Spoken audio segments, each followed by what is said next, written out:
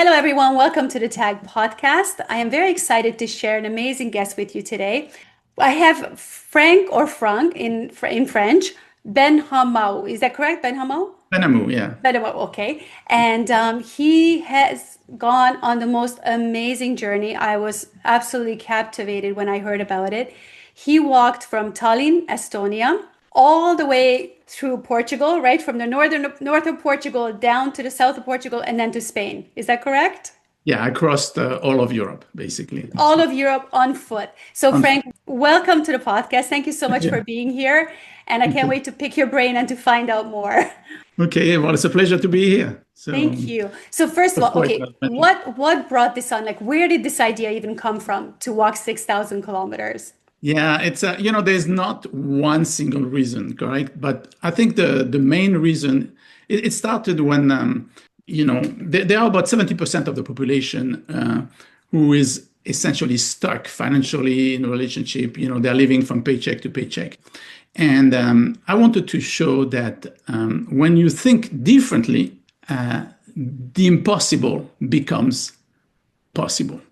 And I wanted to, instead of telling people, you have to change your mindset and you have to change the way you think and everything, I wanted to illustrate it. And basically, that walk was a metaphor for the path and the mindset that you need to adopt if you want to reach the seemingly impossible, which would be your dream, whatever your dream is, correct?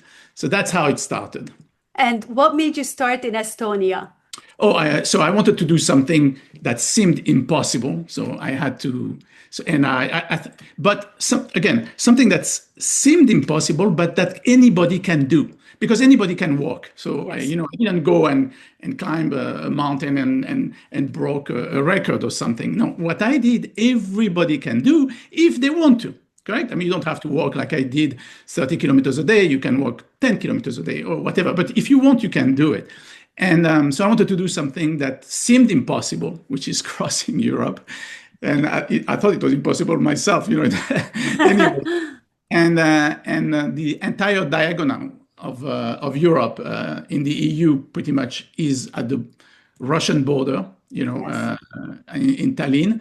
And I finished in Tarifa in Spain, which is the most thousand point in Europe. Okay, I mean, Yes. there's in continental Europe, Tarifa is the southernmost point. So that's where I Right. am. Just around the corner from me. What a beautiful place to stop in Tarifa. Yes, yes, yes. It's and on the map it looks like you're going down, so it looks like it's easy. So Yeah, yeah, yeah, yeah. So, you went on by yourself, right? You did this whole journey yeah, alone. yeah. Nobody wanted to walk. I invited. Well, some people joined for one day or two. My son came for the last week. Uh-huh. Big hurrah! But yes, I was alone all the time, 11 months. And did you meet a lot of people on your journey? Well, every day. Well, so while I was walking, I was alone. There was nobody, correct? Mhm. It was kind of always off season. Although I worked for a year, I was off season everywhere, correct? So while I was walking, there was nobody on the trail.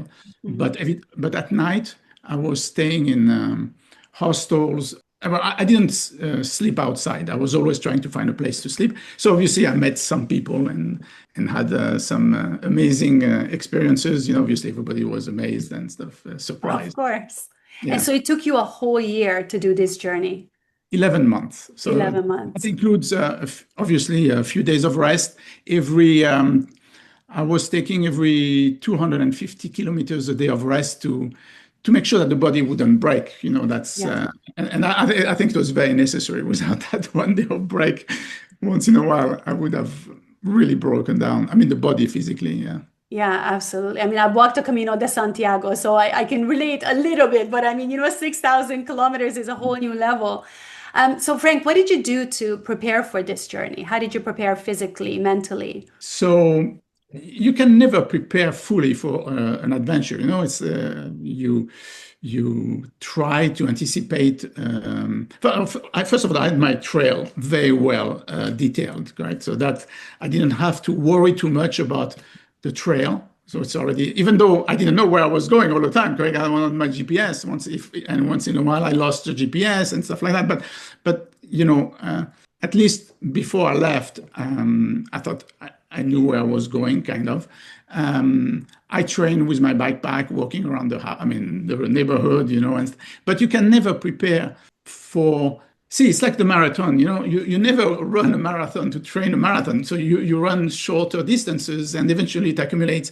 But you're not going to, I knew I was able to walk 30 kilometers. There was no question. But 30 kilometers every day by any weather for 11 months, that you don't really prepare other than visualize it, really. And there are always surprises and problems to overcome. And this is actually the perfect metaphor of a transformation, correct? You visualize, you know where you want to arrive, but on the way there are going to be hurdles and obstacles that you didn't anticipate, correct? And the question is, what do you do about them? Are you resilient enough, or do you stop, correct? And that's true for any transformation, but this is what I wanted to show. Was there a point on your journey where you felt like, okay, I'm giving up. This is crazy. Why am I doing this? It all starts with introspection, correct? So it starts, why are you doing? So once you know why you're really doing it and you're committed to it, every time that I had a weakness or, I was always telling myself, I can stop. There's no problem. I can stop. Nobody is paying me to do this. No obligation. I can stop. Now, do you want to stop or not? And that's how the mindset works, correct? Oops. The mindset works is, you have a dream or an objective. How committed are you to that objective? And it is true that, for example, I mean, my feet were terrible the first 2 weeks. You can imagine. I had a blister under my foot that was half of the foot. So I was basically my foot was raw meat, correct? and I remember the last day in Estonia, it was a 30-kilometer day, and every time I put my foot down, it was kind of painful. Yeah. Around 15 kilometers in, I was on a small road, and I saw a bus stop, and I decided to take a rest, and I still looked at the schedule just in case, Luckily for me, the bus was coming only 2 hours later. I was really small, so there was no way I was going to wait or wait. And the question always to this day, what would have happened if at that time the bus had stopped? Would have gone up or not? I hope not. I don't think I would, but I don't know really. So what happened? Of course, after a rest, I said, "Well, I'm going to walk to the next bus stop," and then I finished my 15 kilometers, and that's how it went. So yeah, there were moments where the body almost gave up. Correct. I mean, although I tend to say that this was mental, really, because these were the pains and the hurdles of the first, I would say, let's say month. Okay, 3-4 weeks. But after that, it's every morning you have to say, okay, now I'm getting up. Forget about looking at the weather. I mean, you look at the weather just to know if you put 2 layers or 3 layers or how you're going to dress for the day. But you're going, whether it snows, it rains, it's sunny, whatever, you have to go. Because if not, you understand, I mean, this trip would take 3 years if I chose my days, I would still be walking. So yes, then it becomes very mental, it becomes, and obviously you're walking with a backpack. I was not sure how I would handle the mountain. How heavy was your backpack?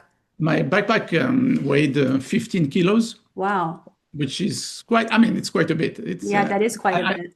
I tried to, my goal was to keep it at 10, but there was no way. I needed you have 2 liters of water. You have the backpack weighs 1.5 kilos itself. So you already start with essentially 4 kilos, and then you need, and I have my computer, which is another 2, so I'm 6. And wow. And then you have, clothes for summer, and stuff going. So it's easy to get to 15. Wow. Yeah. That's amazing. Now, when you were walking, were you following like hiking trails, or did you also have to go on the road, or like what was the journey like? So there were, on such a long trail, there was a little bit of both. Yeah. So yeah, I did mountains, I did trails. I was obviously trails are better, but Yes. when it rains a lot, for example, in the Black Forest in Germany, I crossed the Black Forest and I guess there was a big storm or whatever. I don't know. It was 5 days of rain, and the mud is impossible. First of all, the trails are not clean all the time, correct? Yeah. Some trails you don't even know if you're on the trail or if you are in the forest, jungle, or whatever it is going. Yeah, when the mud was really, really bad, I tended to go more towards the road, But the Yeah. road is not pleasant, because it depends. I And know. roads, there are roads where you can walk on the side and roads where you cannot. So it depends on the size of the road and everything. So yeah, you get all kind of surfaces and roads on these kind of trips. And you probably started like in the spring in Estonia, Yeah, I started on May 1st. May 1st. So then you walked through spring and then summer, and then you started getting into the warmer countries as it got No, cooler. no, actually, the coldest was in Spain and Portugal because Oh, I entered Spain in January. oh, So the Pyrenees are cold. Burgos yeah. is on altitude in altitude, and it's close to the freezing line and the snowing line. So every day was freezing, Oh, and then all. did you join the Camino at that point? Oh, so I joined the Camino, or I was part of the French Camino already in Yeah. Algeria. So I did most of the French Camino. Then when I entered Spain also, but when I decided to go to Portugal, obviously I had to go south, and I left the You Camino. left because there's also the Portuguese way. The Portuguese goes, Yes, yes, yes. yeah, So it's I made my own trail, and many times sometimes I was on the Camino, sometimes I was on other uh-huh. trails. You made your own way. I love that. Well, yeah, I mean, I knew where I started and I knew where I wanted to come.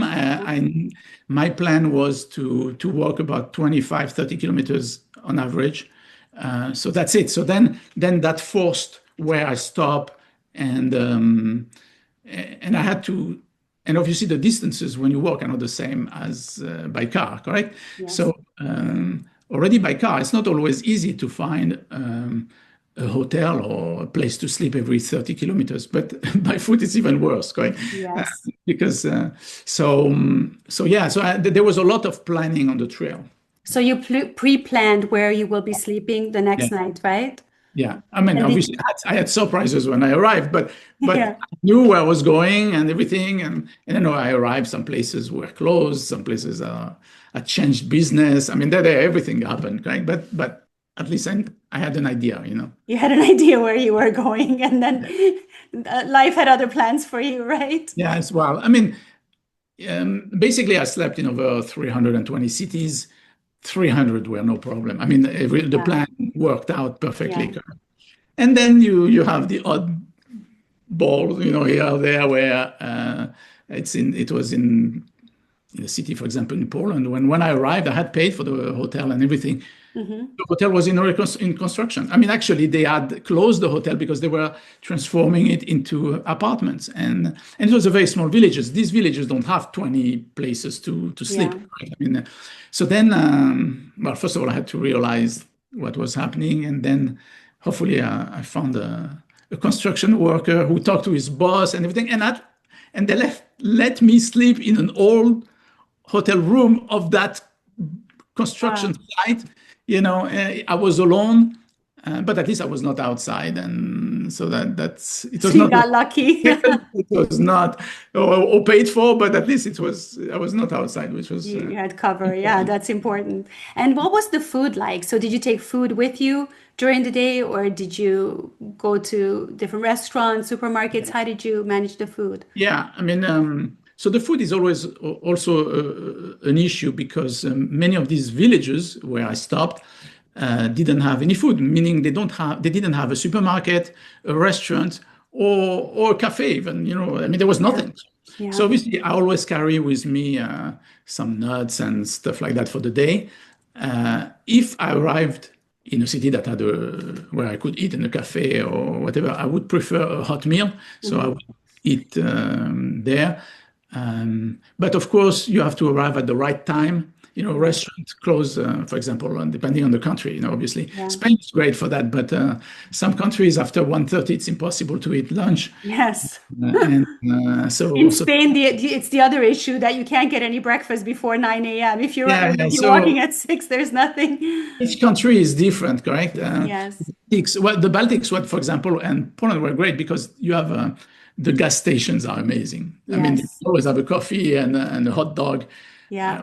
So I don't, obviously I ate a lot of sandwiches, Yes, I can imagine. which is not great.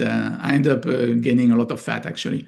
I was strong. You gained fat walking Yeah. 6,000 kilometers? Yeah, in the last 6 months, I started eating no well again and everything. I've lost 5 kilos since the walk, but Wow. more importantly, I've lost almost 10% of body fat. Wow. And So this I is, was very strong. I was very strong, but I yeah. had accumulated some fat because of the food, correct? Not because of the exercise. Obviously, I Yeah. walk. So that's why when I see on internet people say, "Oh, walk 10 minutes a day and you're going to lose weight," I don't know. And that's actually a really good point because I always tell people you cannot out exercise a bad diet. Yeah, That, that's if your diet is crap, then it doesn't matter how much you walk or what you do. I mean, diet trumps everything. yeah. Diet is very important. But I was strong. There's no question Yeah. about it. I mean, I was in good shape. I Yeah. mean, under the fat. That's absolutely incredible. I've heard that from other people as well. Like even walking the Camino, that people ended up gaining weight after walking 900 kilometers. But you would think after walking 6,000. But I guess whatever you're doing, your body kind of gets used to it. And after a while, your body's not really responding to it. It's just a normal day of walking, and Yeah, it's well, not. the point, no, I mean, you burn the calories, but the food is, I mean, it was mostly sandwiches and Yeah, processed food, correct? yeah. So once in a while I went to a nice restaurant, but okay, but essentially that's what you get. And yeah, And so, normally you eat more of a meat-based diet, right? High so protein no, diet. normally I'm very careful. I try to eat less bread. So Yeah. yeah, I ate a lot of bread, obviously. Yes. I am more protein and clean protein because obviously I was eating, like dry sausages, whatever Yeah. you find on the stores, correct? So yes, you had some protein, but they were not probably the healthiest, The cleanest best protein that kind. you can get, correct? So yeah, and now I went back to a normal diet and You're my body, feeling better. my body shape has changed. Yes, yes. Even though the weight's difference not so big, like Mhm. okay, 5 kilos but the body shape, Yeah. and now I'm in shape for my next challenge to gain again so I can lose it. And Frank, what was your favorite country? I cannot say. I mean, because they were all great, correct?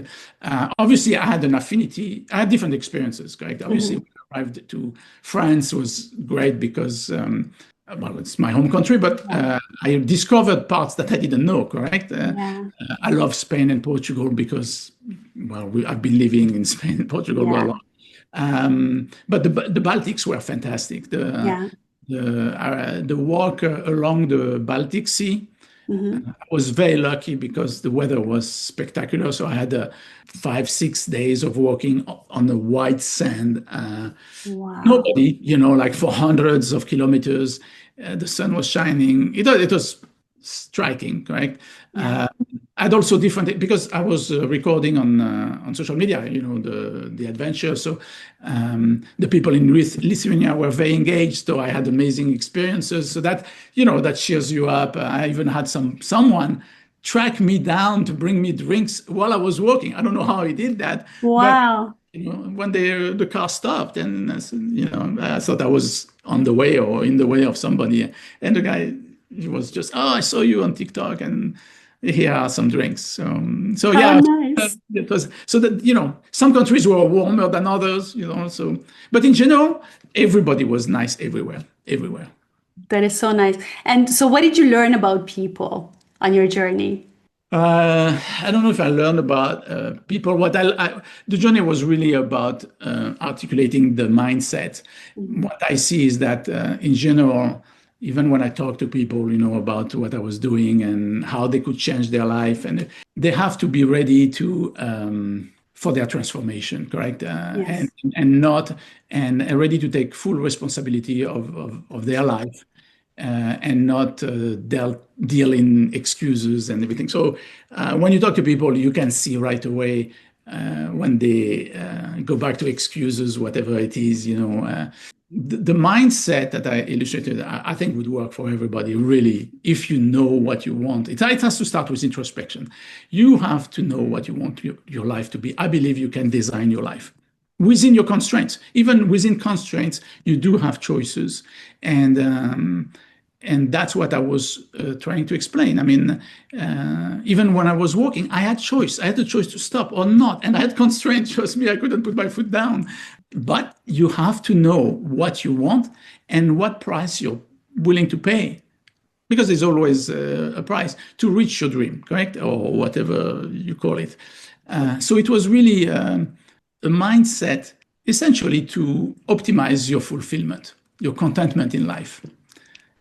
Because that's how I believe how you can do that when you know what you want your life to be, independent, independent of your constraints, and or within your constraints, I would say. So that was the whole purpose, and so I was able to articulate that much better in a way. Something that I've been working on for 25 years, so it's not new, but I think it confirmed everything. At least for me, correct? And I think the only way, it's a very logical mindset, basically. If you're happy, great, keep doing what you're doing. If you're not happy, you have to do something. You have to change. You have to, if you want to, correct? If you don't, if you're happy the way you are, or not frustrated enough to take action, then it's okay too. There's no moral judgment, correct? Yeah. But if you're really unhappy, and you think there is more to life and you want more out of life, then you have to do something. And to do something, you have to know yourself, because you have to know where you really want to be, where do you want to go, correct? And that starts with introspection. So that's why this whole mindset was illustrated in 7 steps, where it starts with introspection, then you have planning, vision, then you have, because you have to know yourself, visualize where you want to go, then you have the planning and congruence. You have to make sure that whatever you want to achieve, that's what you're pursuing, correct?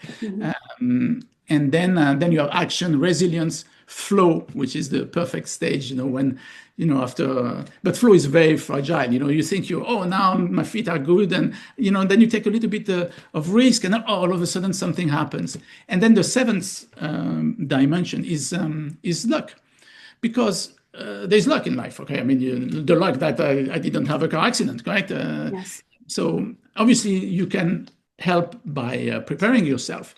So that's why in all my talk, I never talk about guarantees. When you start something like that, there are no guarantees. The only thing you can do with your preparation is to stack the probabilities of success your way, to tilt the probabilities. And then there's luck. Good luck or bad luck. Actually, it can be both, correct? When we think about luck, we always tend to think about bad luck, but actually, it can be good luck also. So you prepare yourself, you try to put the probabilities in your favor, and then you go. And do you consider yourself lucky? Well, I was lucky that I didn't die, yes. Everybody is lucky. If you get up tomorrow and you're still alive, well, I think you're lucky. There are so many things that happen that are random, and crazy things, correct? Where you couldn't have planned it or avoided it, correct? Yes. So luck exists, good and bad, by the way. That's an example. Good luck, right? And what about your family, Franck? How supportive were they with your journey? It's great to hear that your son walked with you. Through Portugal. Well, obviously, first it was my wife. Okay, yes. So we've been married for Zora. I've had her on the podcast as well, the beautiful Zora. Yes, so we've been married for 30 years, and until that time, I don't think we've been apart for more than 2 weeks at a time. Oh wow! So it was a big change, right? Obviously, I tend to joke and I say I took a year off because my wife is a menopause expert, but. My husband will agree with you on that one. but okay. So actually, she met me in the big cities. She was going also through some hip issues Yeah. because she had surgeries, so she couldn't. She would have worked with me part of the trip, maybe not the 6,000, but a few days. But she had some physical constraint that she has overcome now, but great. And maybe in the next year she'll join me in a different adventure. But if not, she met me in the big cities. So we met in Riga, in Warsaw, in Prague, along the way, correct? The big cities. So that was quite an adventure on top of your adventure, right? Well, it was always great. It's like something to look forward to. Arrive, first of all, you always try to set milestones for yourself. Like, oh, the big city, or when I finish a country. You try always. It helps mentally, correct, to keep Yeah. going. And obviously meeting the family, and then for Christmas, because obviously they met me all. I was in the French Basque country around Biarritz. And Oh, I love beer. It's yeah, beautiful. and they all came. The kids came, and Zora obviously, and we had a few days there, That sounds beautiful. and then I So started again. sounds amazing. And Frank, what would you say to someone who is, kind of on the fence? They want to do something crazy and wild and they want to go on a big adventure. What would be your advice to them? See, the question is, what do you want your life to be? That's all. I mean, if you want it, if you see, because we have to differentiate wishful thinking and a want. Okay, Yes. there are a lot of things we want, but we really don't want, correct? I mean, it would be nice if it falls by itself, no problem. But Yeah. so the question is, if you want to do it, do it. It's that simple, right? I mean, Yeah. what do you want? See, you're only living once, okay? Yes. So what do you want your life to be? Yeah. I think you can design your life, or at least try to design it. I mean, and you get closer to where you're going to end up if you don't design. That's all. It's just so it's about taking responsibility for your life. If you say I want to do it, okay. Now, if you're really serious, we can. The planning is not the problem. See, this is the point. When you know what you want to do, when you know you want to go from Tallinn to Tarifa, and you're really serious about it, actually the planning is not so difficult. I mean, yes, as you say, well, I have to cut this in 30-kilometer stages. Okay, well, let's cut it. Okay. Yeah. Then I need to have a hotel every time. Okay, let's cut it. Then I need to train. I mean, the steps are logical. Everything is logical. The problem is, do you really know what you want? And you have to define your objective quantitatively with the time. So it's not like I'm going to lose 20 kilos. Yeah. No, I'm going to lose 20 kilos in 6 months, and by doing this, because what I want is, because you can lose 20 kilos different ways. Is it a fat loss? Is it okay? Whatever. So you have to be very, very precise with the objective. That's where people sometimes fail, is because they haven't thought about it enough. Yeah. And then they go back to excuses. So, for example, I'm not really an outdoor type of guy, correct? I mean, I don't know if you realize that, but hiking is not my passion or anything. I always say I'm not a hiker, actually. Wow. That's interesting that you say that. No, I am not. There are some people, they cannot wait for the weekend to go out with a backpack. No, for me, it's not that. It's not that at all. Yeah. I did it because I wanted to show something, and to show this message or this mindset. The best way to visualize it was a walk. So I walked. I could have done something else, but I walked. Okay. So, but I meet a lot of people who say, "Oh, I would love to do what you have done," because they are really outdoors people. But I cannot do it. I don't have the money. I don't have my wife, the responsibilities, and I say, well, it's normal. You haven't thought about it for 5 minutes, Yeah. so you cannot do it. Yeah. You have to plan. So if you plan, in 2 years, you can do it. I didn't wake up one day and I left. See, people, they say, oh, I want this, and they want it right away. Well, it doesn't work that way. You have to plan. Yeah. This is the thing. No, it makes perfect sense. And I'm definitely inspired to take on a new challenge and do something fun and exciting and You should.